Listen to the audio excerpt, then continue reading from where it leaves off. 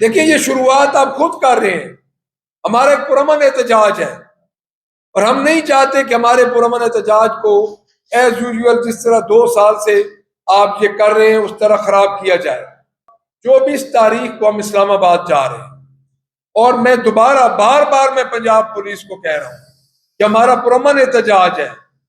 ہم نے اسلام آباد پرامن طریقے سے جانا ہے اور میں یہ آپ کو متنبع کرنا چاہتا ہوں کہ آپ پاکستان تحریک انصاف کے ورکرز ہوں، ان کے سوشل میڈیا کے لوگ ہوں، ان کے سٹیک ہولڈرز ہوں، عہدیدار ہوں، ان کے ایم این ایز ہوں، ایم پی ایز ہوں، فارم 45 کے M N As M P As ہوں، ان کی قیادت ہو.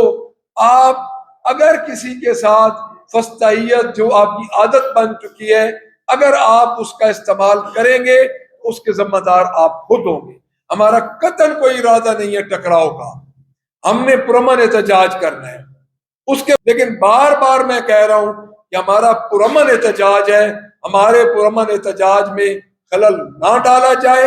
اور جو پنجاب پولیس کل سے اپنے ہتھ کنڈوں پہ آ چکی ہے، ہمارے ورکرز کے گھروں میں داخل ہو رہی ہے، ہمارے M P As M N As کے گھروں میں داخل ہو رہی ہے، ہمارے فارم 45 کے جو M N As M P As ہیں ان کے گھروں میں داخل ہو رہی ہے، ان کے بھائیوں کو پکڑ رہی ہے، ان کے گھروں کو توڑ رہی ہے.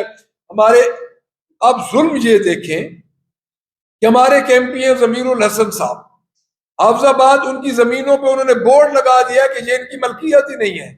ان کی جو چاول کا فصل تھا اس کو انہوں نے برباد کر دیا ہے. یہ ظلم کر رہے ہیں. تو میں یہ دوبارہ ان کو یہ کہوں گا کہ آپ ہمارے پرامن احتجاج میں پنجاب گورنمنٹ خلل نہ ڈالے. ان کے دن ویسے ہی گنے جا چکے ہیں، عوام ان کو مسترد کر چکی ہے.